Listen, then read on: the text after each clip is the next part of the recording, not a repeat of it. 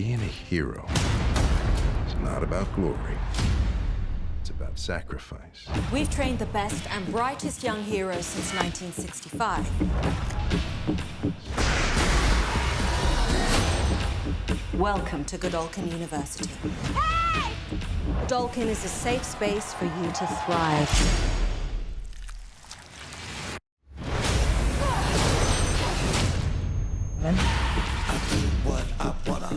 But you have a target on your back.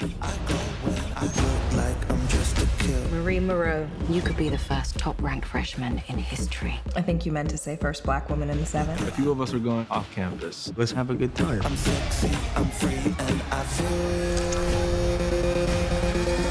vulgar.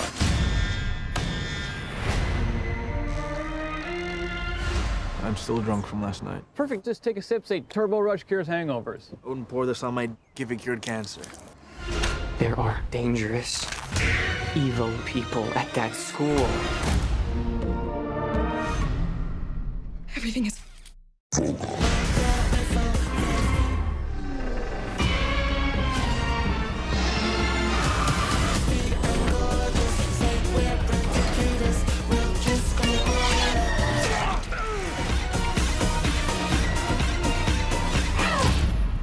Freshman class is savage this year.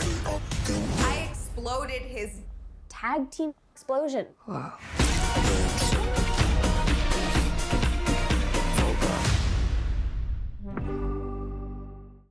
Welcome back, everyone. It's Charlie. This will be my brand new Boys Gen V trailer. This is meant to be a spin-off of The Boys that'll take place between Season 3 and Season 4, I believe. As you can see, a bunch of characters from The Boys like Homelander, Ashley, A-Train, PJ Burns, director, character, a bunch of others, even Victoria Neumann are back for this series. If you're brand new to the channel, be sure to subscribe to get all the episodes. I will do episode videos for when it premieres, which they say is going to be in September. It's meant to bridge the gap between Season 3 and Season 4, and even though the showrunner of The Boys said he's not going to premiere Season 4 until the whole big strike is done, really though they finished shooting it a while ago, they've just been doing post-production, so it's going to take a while to finish Season 4 anyway. So it's not like they've completely finished Season 4 and it's just sitting on a shelf waiting to come out. They're still actually working on the episodes. It's not ready to be released no matter what. That'll probably wind up releasing sometime spring 2024, maybe early summer at the latest. But basically the idea with the spinoff here is they have this university called Godolphin University, God U, which is meant to be a Vought-controlled school that they use to pick through all the Compound V babies to find one that they can actually use to make more money off of. They're billing the show as a little bit like X-Men, like Xavier's school for gifted youngsters in the Boys universe. So X-Men in the Boys universe mixed with the Hunger Games, as they're all fighting for a chance to join the Seven. And the whole Hunger Games thing is the idea that they're basically killing each other off. Last person standing gets a chance to join the Seven. The whole idea in the Boys universe is that with very few exceptions across history, parents will submit their children for Compound V testing because at least at the present day, Compound V only really worked on children. When adults would take it, it would just wind up making them explode. Recently, they changed that with the temporary Compound V. Like now you see adults being able to take it, and it's a slightly different form of the Compound V. But all the older children and all the adults who would have taken it, with the exception of Ryan and Homelander, were basically dosed with Compound V when they were children as part of experiments, just to become part of Vaught's testing to see if they could make a better version of the formula, or if they could make a superhero that they could make a ton of money off of. That was the real reason, like, hey, you submit your child, you have a chance to earn a lot of money off of them, they could become really rich as a superhero, but really they just wanted them as cannon fodder for their testing. If they wound up developing really cool or really marketable, useful superpowers, that was just a bonus side effect. The reason why Homelander was an exception is because he was actually artificially created in a lab. They took genetic material from Soldier Boy and tried to refine his DNA to make an even more powerful superhero, and that became Homelander. So the idea is that across history, you have all these different people secretly submitting their children for testing to get Compound V when they're babies. What winds up happening is that a lot of them don't develop any kind of useful superpowers, or they have really weak superpowers that Vought doesn't really care about, or they just wind up being failures. They're either cast aside or the parents can't deal with them because their powers are too out of control or they're too powerful. They would get sent to places like Red River Institute, which were basically like all the Compound V babies that nobody could control. That's actually where one of the main characters comes from here, Marie Moreau. It looks like her power is blood manipulation, veins, arteries manipulation, and a regenerative healing factor.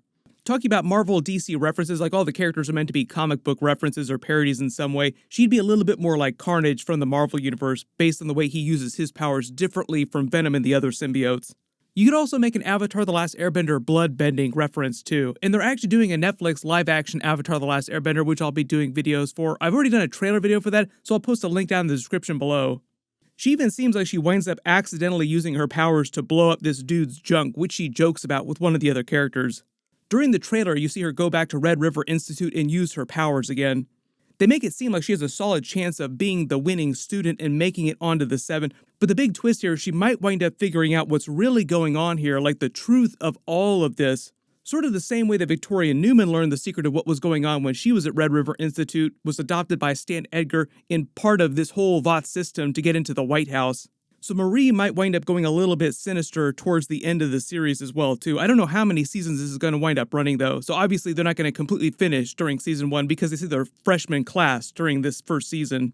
Clancy Brown seems like he's playing a pretty big character. On the show, his name is Richard Brinkerhoff.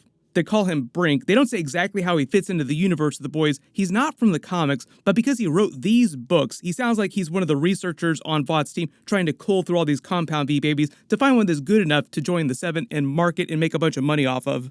Patrick Schwarzenegger is playing a character called Golden Boy. The only time he uses his powers in the trailer, we see his eyes light up like Butcher's when he was on the temporary Compound V about to use his eye lasers, but they actually say that his power is controlling fire, making him a little bit more like Pyro in the Marvel Universe. Within the boys' universe, that would make him a little bit more like the Lamplighter character, who is also a bit of a Pyro reference, which is funny because he was played by the character who played Iceman during the X-Men movies. I don't know if his character on The Boys is going to be related to Lamplighter's character, or they use some genetic material from Lamplighter to create him. He might just have similar powers. I think the idea here, though, in the trailer is he's meant to be a misdirect. Like, they probably call him Golden Boy, but it's meant to be ironic, ultimately. Like, he thinks he's nearly as powerful as Homelander and has a shot of winning this and joining the Seven, but really you have a bunch of other students who have crazy powers that know how to use them way more usefully. This character is Emma Shaw. She has Ant-Man shrinking powers just like Termite, who also exploded a dude's junk back in Season 3. A lot of dudes' junks getting exploded during The Boys just in general, so everybody watch out. Chance Perdomo here is playing Andre Anderson. His powers are metal manipulation, just like Magneto. His father is also a Compound V super called Polarity, which is a Polaris reference from X-Men the Marvel Universe. When they say he's his son, I'm assuming he didn't get his powers biologically when he was born, because Ryan on The Boys is supposed to be the first example of that as Homelander's natural-born son. Previously, they believed the Compound V would make superheroes sterile. What might have happened is that Polarity probably had his son Andre dosed with Compound V as part of the trials when he was born, or after he was born, and he just happened to get the same type of powers, unless they radically changed the comics. This is Kate Dunlap. She has telepathic powers. I think that's meant to be a Jean Grey X-Men reference. It also seems like she's Golden Boy's girlfriend during the series. This is Jordan. It looks like his powers are shape-shifting and some kind of force field projection because he keeps changing between male and female forms. The man is the actor's natural form, even though the first time we see them, they're in female form. That would make them like a Morph or a Mystique X-Men reference, and the force fields are similar to Invisible Woman of the Fantastic Four. Speaking of Morph, he's also supposed to be back on the main X-Men team during X-Men 97 Season 1. I'll be doing full videos for that. We should get a trailer sometime in the next couple of months. They were selling a whole bunch of X-Men merch for the show at Comic-Con. This is Sam Riordan wearing the Homelander t-shirt when they're all partying in the hallway. Later in the trailer, he punches his fist through one of the security guards, so I'm assuming he just has a version of super strength. There's a bunch of characters whose powers they haven't specified, but they also list a bunch of the other students' names on this list, ranking them at any given time during the semester. Like I said, this is more of a Hunger Games thing, like you rank people in a normal school, but the idea here is that they're all slowly killing each other off for that #1 spot. They do an extended puppet scene here. The puppet is named Gary. I'm assuming this has something to do with the way one of their powers work, and the hallway seems similar to the Aftermath scene here with the kid around all the dead bodies, so the puppet might be him just hallucinating like Black Noir was when he was using his powers to kill all these people. When the Vought scientists are messing with one of them, in the background there's a payback poster with Soldier Boy on it, the rest of the team. The idea is that at the end of Season 3, Soldier Boy couldn't naturally be killed. He was so powerful, so they had to put him into deep storage, basically put him on ice again. Jensen Ackles did say there was always a chance he could come back in a future season, but I'm pretty sure that he's not going to come back during Season 4. Victoria Neumann comes back for the series. Remember, she's already won the presidential bid, so it seems like she's actually going to become the vice president. Most of the other big Vought-related characters are back too, like Ashley is back because she's probably keeping tabs on the program because technically she's the new Vought CEO and will be responsible for the school, trying to find fresh meat for the grinders, so to speak, more superheroes that Vought could make more money off of. Really though, when it comes to running Vought, like controlling the company, Homelander is in control and he just tells Ashley what he wants to do. Ashley takes care of the day-to-day to keep the company actually running. During the trailer, everything starts going crazy. People start killing each other. It looks like the soldiers, the security guards here, have some kind of anti-super weapon meant for controlling the students or trying to control them when they get out of control. Not sure what PJ Burns' director character is doing during this series. He's probably just trying to film more commercials using the kids because they also had that funny Turbo Rush ad joke that they're doing with Andre where he says the drink totally sucks. Like, the drink is terrible. I would never drink this.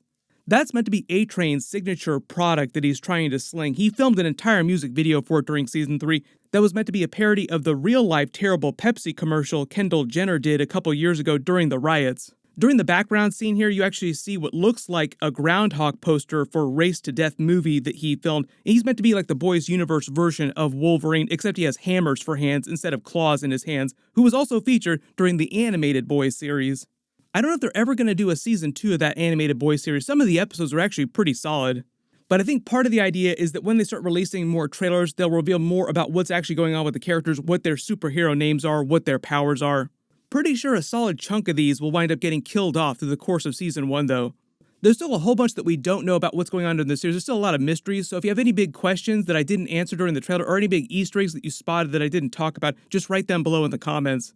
There was a whole bunch of stuff that released this weekend as part of Comic-Con. I'll put links for all that stuff down in the description below. In my full Marvel Secret Invasion Episode 1 video will post on Wednesday after they release it, so be sure to enable alerts for my channel so you don't miss that. Click here for my Secret Invasion finale video, and click here for my brand new Invincible Season 2 trailer video. Thank you so much for watching, everyone stay safe, and I'll see you guys in the next one.